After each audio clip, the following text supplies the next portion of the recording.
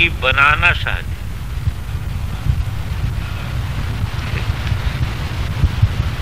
छोड़ने में देखिए किसी की अपेक्षा नहीं। छोड़ने में किसी की अपेक्षा है क्या? पर ये बात तो बिल्कुल तर्क से बिल्कुल ठीक है, पर अनुभव में क्या होता है? अनुभव में उसको छोड़ना कठिन मालूम,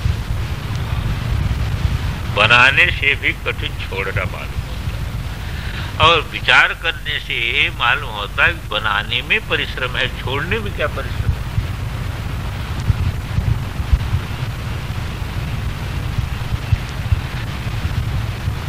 अब देखिए, इस शरीर के साथ अहंता और शरीर संबंध से वे जगत के साथ ममत्व है, इसको छोड़ने में क्या परेशानी? छोड़ने तो है ना। और जो चीज छोड़ी जा सकती है वो आपका स्वरूपभूत नहीं है। जो चीज छोड़ी जा सकती है वो स्वरूपभूत नहीं है। और जब तक जो है इसको नहीं जो है वो छोड़ेंगे, तब तक स्वरूप में प्रतिष्ठित कैसे होगी? स्वरूप में प्रतिष्ठित होते हुए भी बात नहीं। तो यहाँ पर इनका ध्यान ये दिलाना है कि हम लोग मानस वृत्ति में जी रहे हैं। चाहे भजन कर रहे, कुछ भी कर रहे हैं, मानस वृत्ति में जी रहे हैं। समाधि लगा रहे हैं तो उस समय मन शांत हो जाता है, तो फिर मालूम होता है कि हम बड़ी प्रसन्नता होती, शांत प्रसन्नता होती है। इसमें किसी प्रकार का संशय, पर वस्तुतः आपका स्वरूप क्या है? तो कहा एक चिंता प्रसक्तस्य यतस्यादपरोदयः उन्मेषस्तु विज्ञेयः स्वयं तदुपलक्षयेत्। कहते हैं कि चित्तवृत्ति एक विषय में आपकी लगी तो उसी विषय में तो नहीं रहती। चित्तवृत्ति कोई विषय लेकर के रहेगी कि नहीं? तो एक विषय में चित्तवृत्ति लग गई, पर वह एक क्षण के बाद दूसरे विषय पर आ जाती है, एक दूसरे विषय को ग्रहण कर लेती है। यदि एक जगह ही पड़ी रहे तब तो अलग चीज है, पर ऐसा होता नहीं। चित्तवृत्ति क्षणिक है। क्षणिक होने से क्या होता है? एक विषय में एक विषय का चिंतन हुआ, छठ दूसरा विषय आ गया उसमें। तो एक चिंता प्रसक्तस्य यतः अपरोदय स्यात्, दूसरा चिंतन आ गया।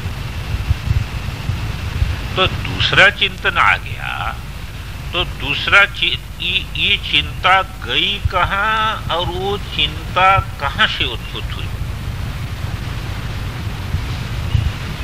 ये चिंता कहाँ गई, लीन कहाँ हुई?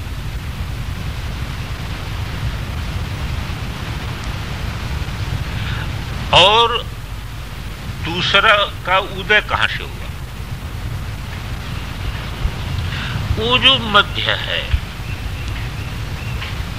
उस मध्य तत्व को लक्षित करता है योगी। वो उसमें जीता है, योगी उसमें जीता है, और सामान्य लोग वृत्ति में जीते हैं। बस इतना अंतर। सामान्य लोगों का जीवन वृत्ति में रहता है।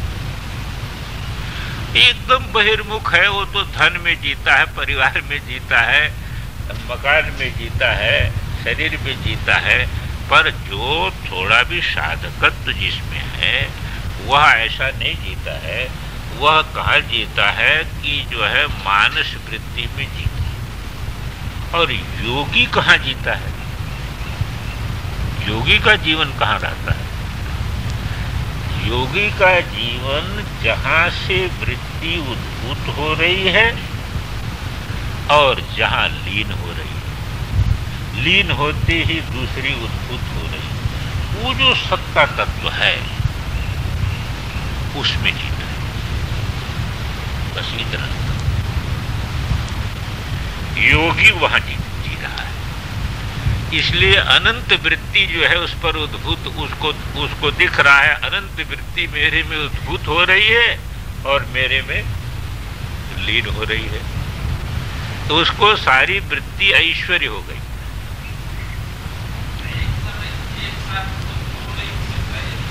हाँ, एक ही उठता है, ये तो बात है ना, एक साथ एक ही उठता है।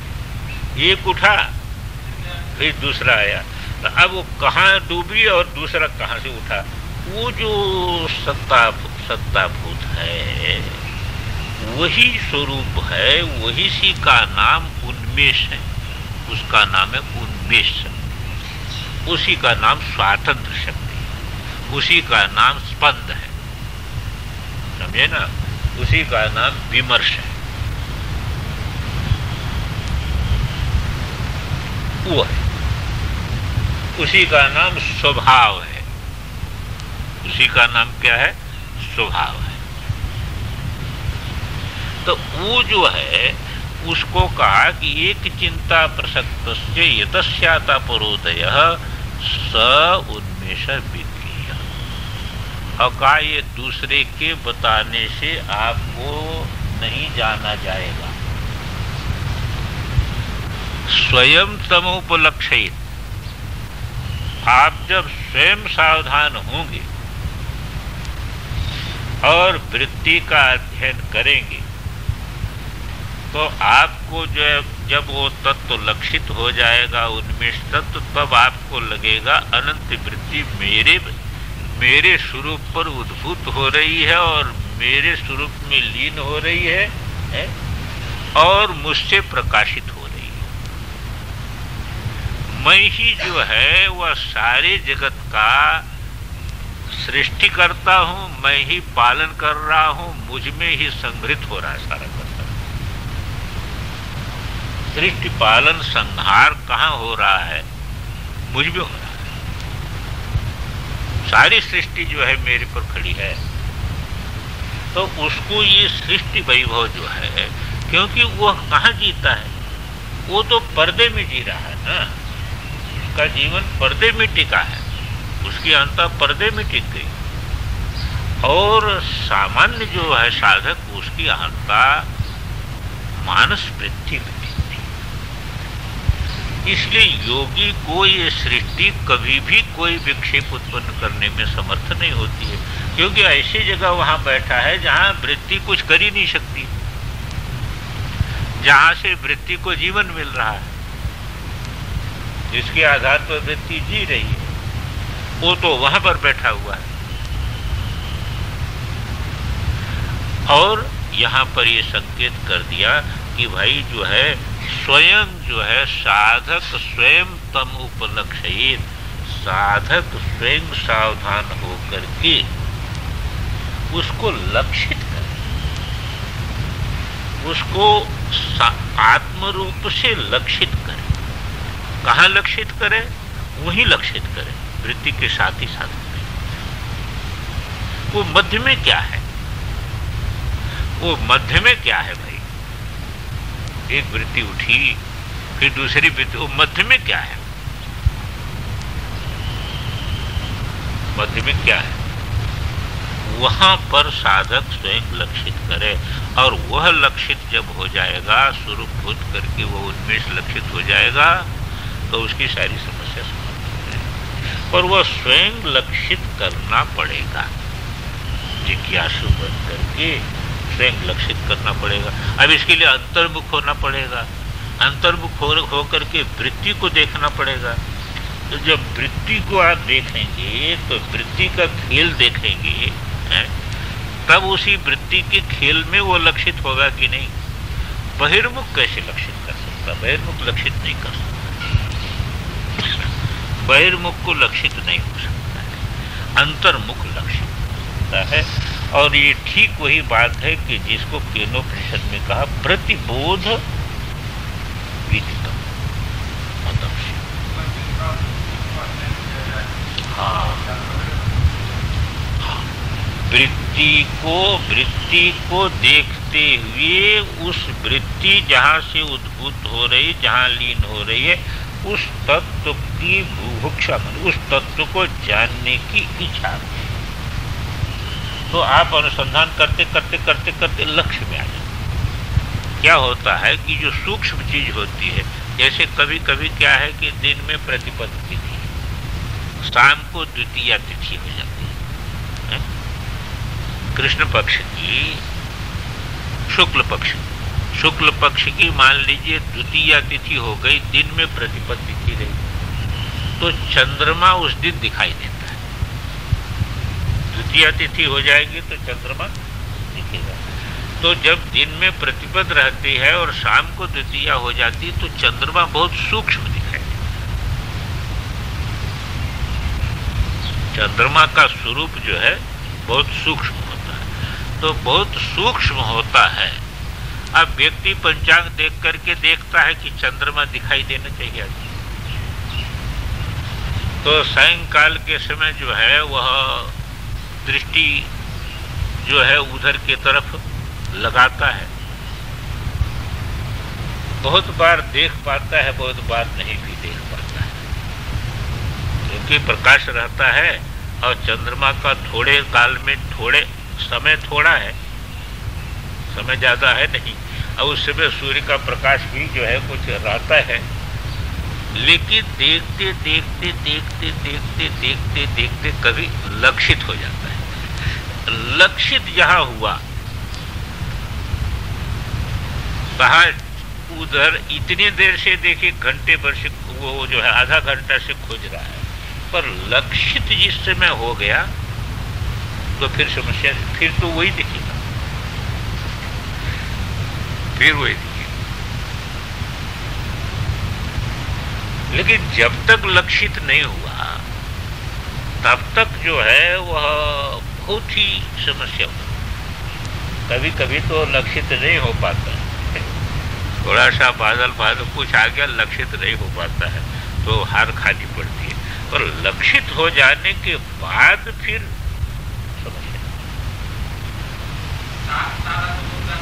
हाँ, उसमें अरुंधति, वो अरुंधति है, वो बीच का वशिष्ठ तारा है, जो नीचे का 3 है, 3 के नीचे वशिष्ठ है। हाँ, 3 जो में बीच वाला वशिष्ठ है और वशिष्ठ के नीचे अरुंधति है। तो अरुंधति तो कम से कम ये है कि अलक्षित हो जाने के बाद जो है वह दिखती रहती है। और इसमें क्या है कि इसमें वो अरुंधति को देखने से भी हमने देखा कि इसका देखना कठिन मालूम। क्यों? वहां पर वशिष्ठ निर्धारित है, वहां पर वशिष्ठ, इसलिए वशिष्ठ तो दिख ही रहा है अपने को। अब वशिष्ठ में हम केंद्रित कर देते हैं। हाँ, अब वशिष्ठ में केंद्रित करके 4 अंगुल नीचे जो है वो केंद्रित करते हैं तो जुग जुग जुग जुग जुग जुग करके अरुंधति दिखाई। शास्त्र की मर्यादा है कि अरुंधति जो देख लेता है 6 महीने उसकी मृत्यु नहीं हो सकती। अरुंधति का दर्शन जिसको हो रहा है वो 6 महीने की गारंटी है, 6 महीने में मर नहीं सकता। इसलिए पहले जो है वह लोग देखते थे। यहाँ तो जरा कठिन पड़ता है, यहाँ पर कठिन काहे को पड़ेगा? उत्तर दिशा तो ये है, तो यहाँ तो साफ दिखेगा उत्तर दिशा। तो अब ये है कि अब अरुंधति के लिए तो वशिष्ठ आधार पड़ता है, पर ये चंद्रमा जो है कभी कभी जो दिन में प्रतिपद होकर के सायंकाल जो चंद्रमा है वो जो है उसके दिखने में आधार नहीं बनता। पहले आधार नहीं बनता, इसलिए बहुत कठिनाई पड़ जाती है। पर एक बार लक्षित हो गया बस, फिर तो दूसरे को बताएगा, देखो वो पेड़ देख रहे हो, यहाँ देख रहे हो, यहाँ देख रहे हो, ले जाएंगे। पर एक बार लक्षित होने में कठिनता पड़ती है। तो यहाँ का एक चिंता प्रसक्तस्य यतस्याद अपरोदयः उन्मेषस्य तु विज्ञेय स्वयं तमुपलक्ष्य। टीकाकार लिखते हैं एकत्र विषय व्यापृत चित्तस्य, एक स्थान में लगा हुआ जो चित्त है, यतः यस्मात् स्वभावात्, जिस स्वभाव, अब देखिए इसी को स्वभाव ले लेते हैं, दूसरे कारण से नहीं, वो वही स्वभाव है उसका। जैसे लहर किसका स्वभाव है, समुद्र का स्वभाव, इसी प्रकार कहते स्वभावाद झटिति अन्य चिंता उत्पत्ति थी, झट दूसरी चिंता आ जाती है। सचिंता या कारणम, उसका कारण क्या है, वो कहां से उद्भूत हो रही है, वही आपका उन्मेष, वही आपका जो है वह स्वरूप उत्पत्ति है, उसी का स्वभाव है, उसी का ये स्वभाव है।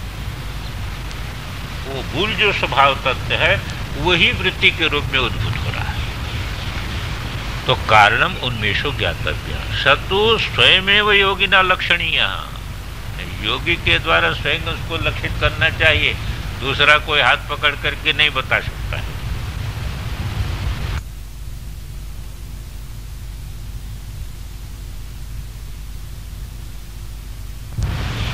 उसको भाई मार्ग बता सकता है, शास्त्र मार्ग बता सकता है, गुरु मार्ग बता सकता है, साधन बता सकता है, दिशा बता सकता है, वो दिशा निर्देश कर सकता है, पर अनुभव तो आपको ही करना पड़ेगा। इसलिए गुरु दिखाता है, इसमें कोई संशय नहीं, पर गुरु की कृपा यही है कि गुरु मार्ग निर्देश कर देता है, उधर की तरफ आपकी बुद्धि को मोड़ देता, पर देखना तो आपको ही पड़ेगा, अनुभव तो आपको ही करना पड़ेगा, और आपके अनुभव से ही लाभ होगा। गुरु के अनुभव से क्या है, गुरु के अनुभव से इतना है कि एक चंद्रमा जब किसी ने देख लिया तो आपको दिशा निर्देश कर देगा, ये दिशा निर्देश कर देगा, देखो इस पेड़ के इस तरफ इतने दूर पर जरा केंद्रित करो, पर देखना तो आपको ही पड़ेगा, एकाग्रता तो आपको ही लेनी पड़ेगी। तो इसी को कहा कि स तो स्वयमेव योगिना लक्षणीय, वो उन्मेष जो है स्वयं योगी को लक्षित करना चाहिए। चिंता द्वयंतर व्यापकतया, देखिए दोनों चिंता में वही व्यापक है। समुद्र जो है इस लहर में भी व्यापक है, इस लहर में भी व्यापक है, दोनों लहर के मध्य में। वो लहर भी जल है, एक लहर भी जल है, दूसरी लहर भी जल है, और आधार भी जल है। इसलिए वृत्ति नाम की और कोई चीज नहीं है, वृत्ति नाम की चीज नहीं, आपका स्वातंत्र है और कुछ नहीं।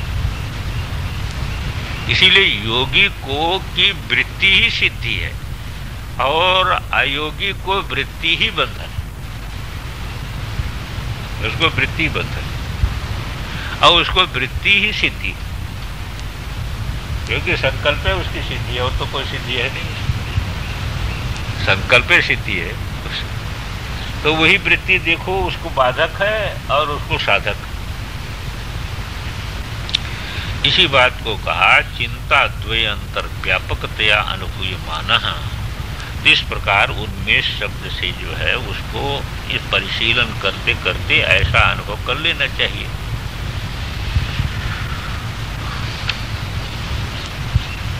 अब ये कह रहे हैं कि देखो योग शास्त्र में कुछ सिद्धियों की बात है।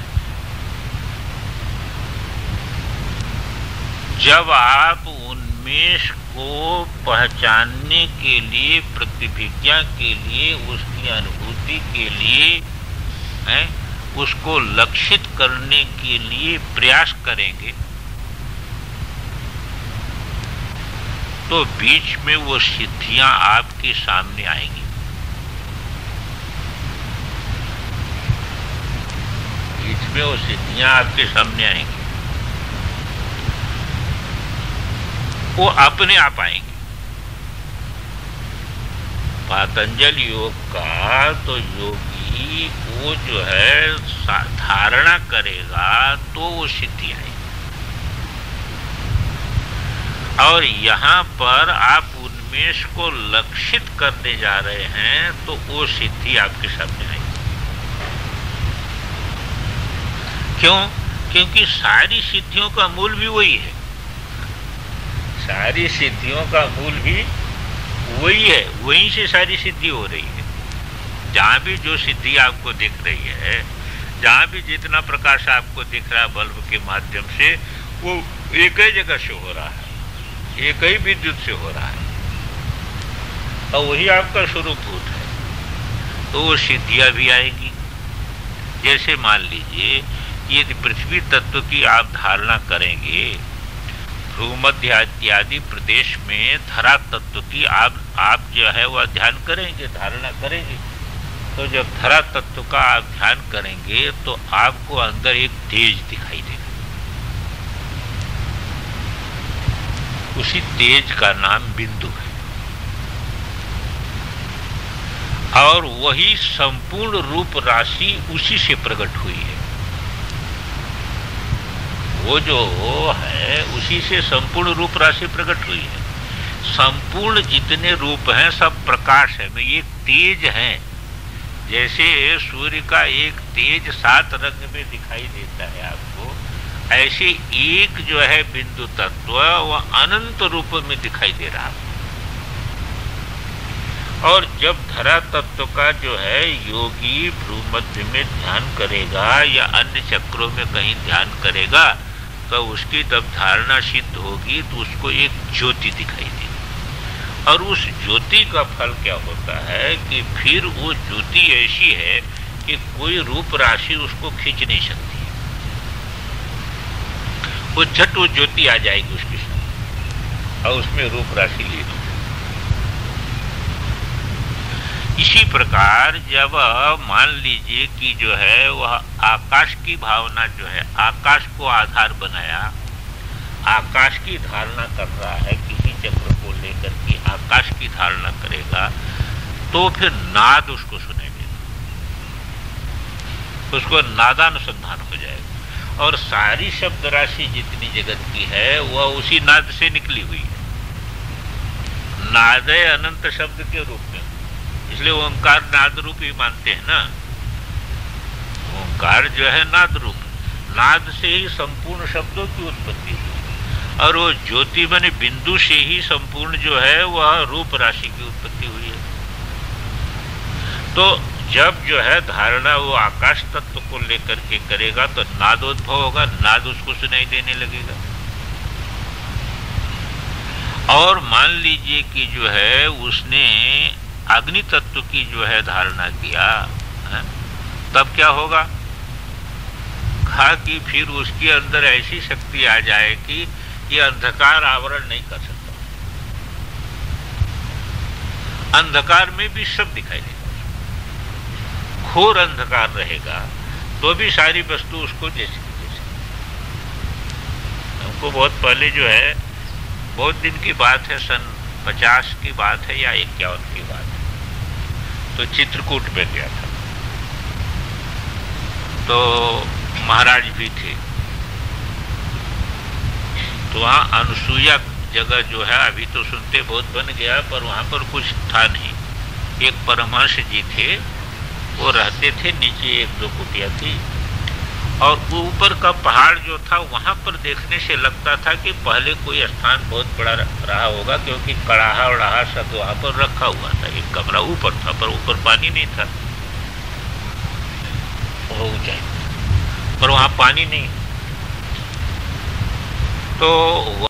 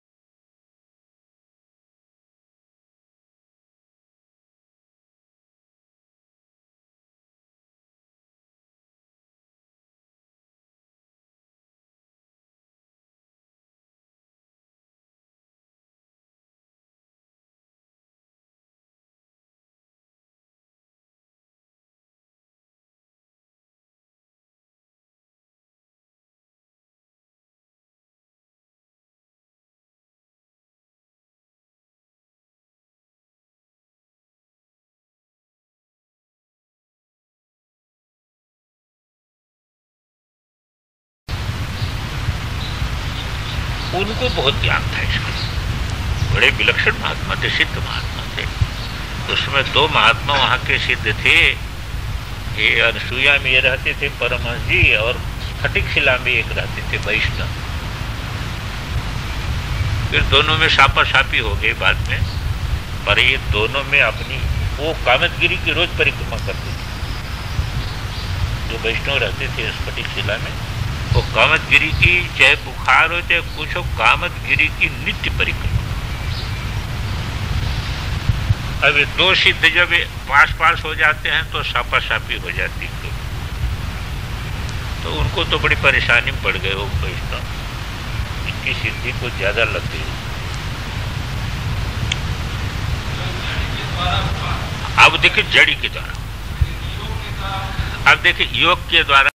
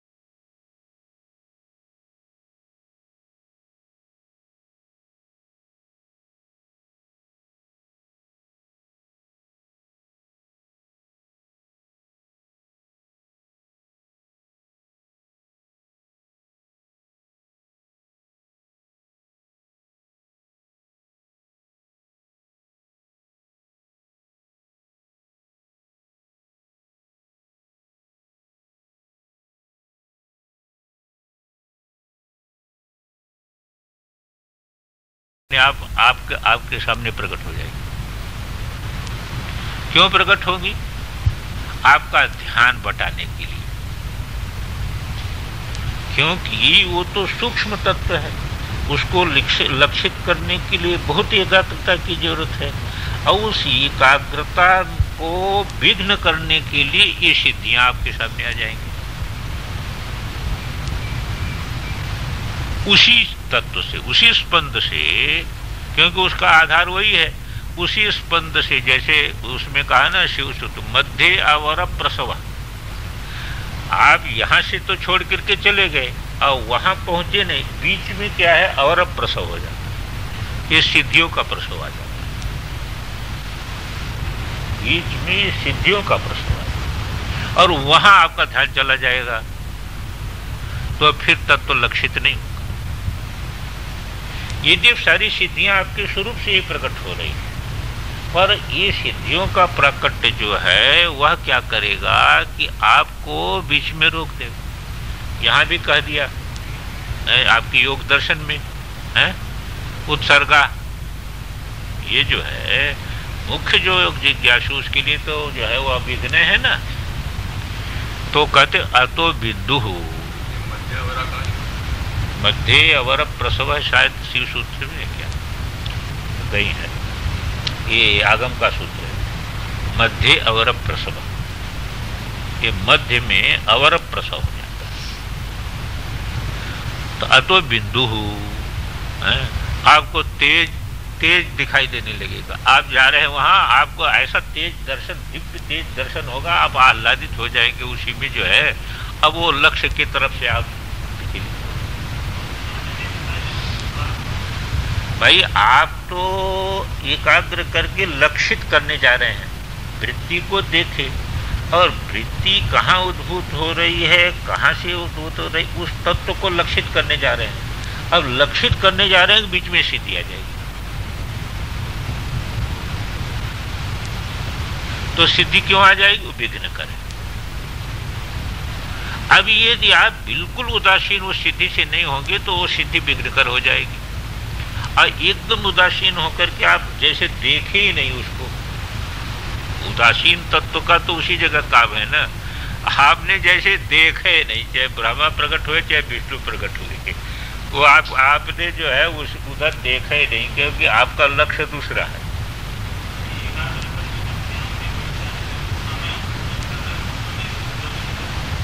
भाई उसी समय वो लक्षित करने का प्रयास कर रहा है, वृत्तियों के आधार पर तत्व को लक्षित करने का प्रयास कर रहा है।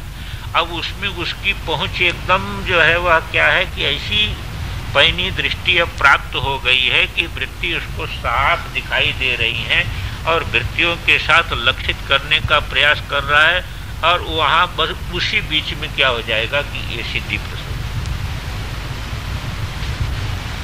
अब सिद्धि प्रसव हो जाएगा तो यहां पर अब यदि उदासीन नहीं हो पाया हो तो फिर रुक जाएगा। सिद्धि तो मिलेगी, सिद्धि तो मिलेगी, पर जो उसका जो उसकी जिज्ञासा जिसकी विषय में थी वो तो नहीं प्राप्त कर पाएगा। इसी को कहते हैं तो बिंदु, इसी बिंदु प्रकट हो गया, ज्योति प्रकट। अब बाद में तो चली जाती है सिद्धि, कोई नित्य रहने वाली चीज थोड़ी होती।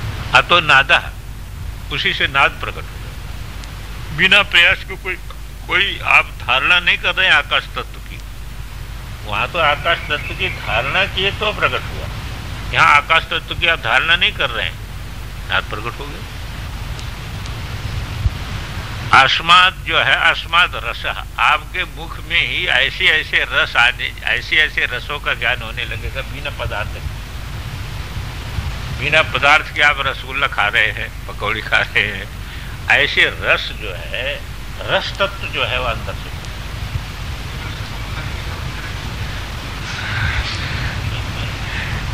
प्रवर्तन्ते अचिरेणैव, अर्थो रूपम अस्माद रूपम है? उसी से क्या है कि जो है वह देखो रूप का जो है वह प्राकट्य हो गया। रूप का प्राकट्य किससे होता है? हाँ, तेज की धारणा किए रूप का प्राकट्य। अब देखो रूपम, ये सिद्धि आ गई उसको, कुछ भी दिखाई दे रहा है आपको।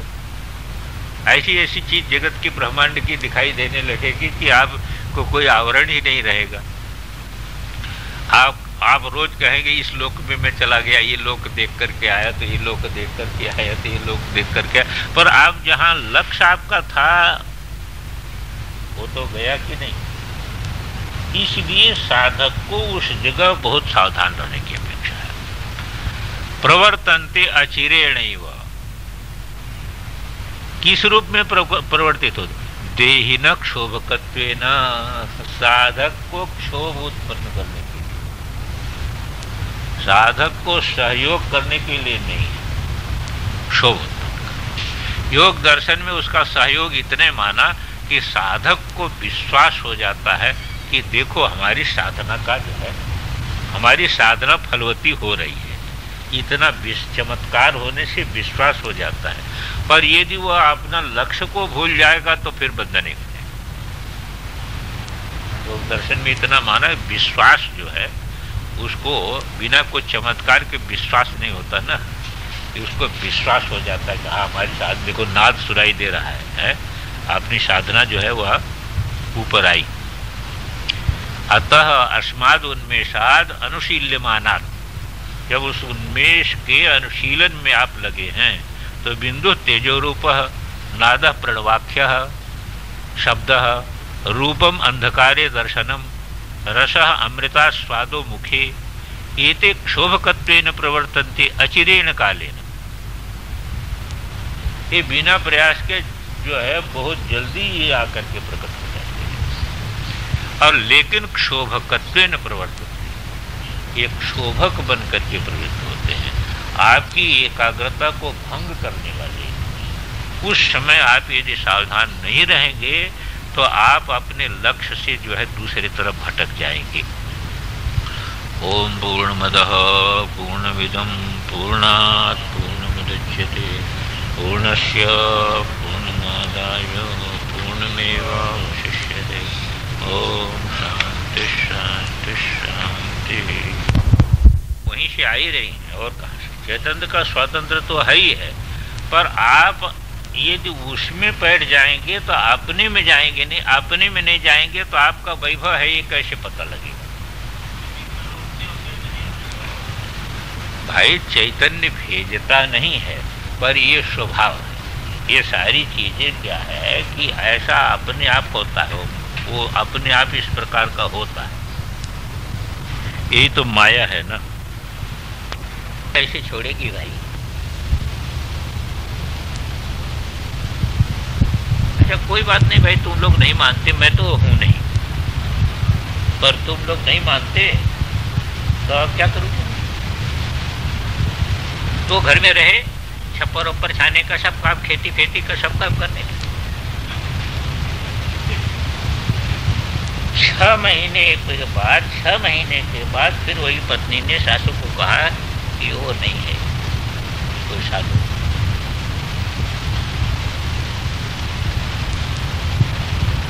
हमारे परिचित यहाँ खूब आते थे, उनका शरीर शांत हो गया।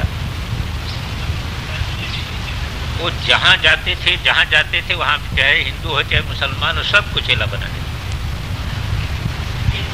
कहा कि कैसे बना? कहा कि उसमें क्या है, कोई घाटा है उसमें? जब आएंगे प्रणाम करेगा, 1 रुपया चढ़ाएगा।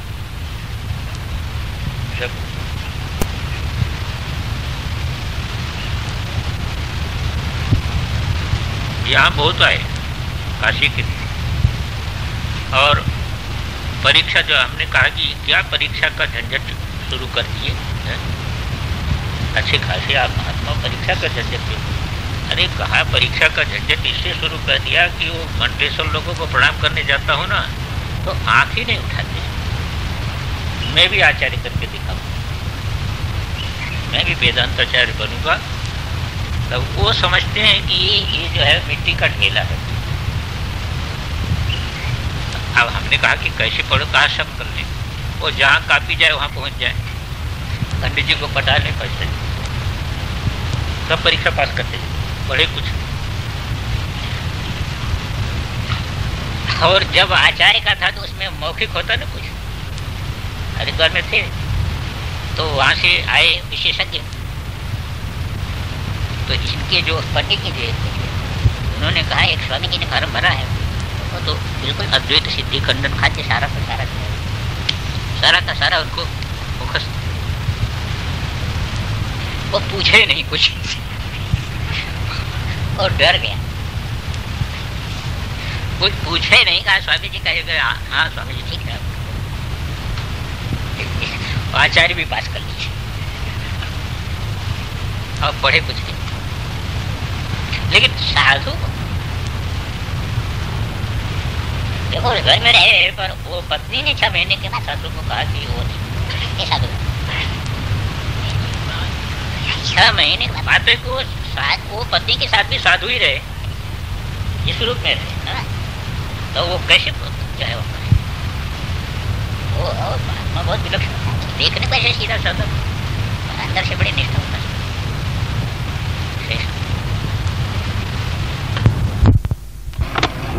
ओम पूर्णमदः पूर्णमिदं पूर्णात् पूर्णमुदच्यते पूर्णस्य पूर्णमादाय पूर्णमेवावशिष्यते। ओम शांति शांति शांति। अब इस कैसेट में इसके आगे कोई पार्ट नहीं है, दूसरे कैसेट देखिए।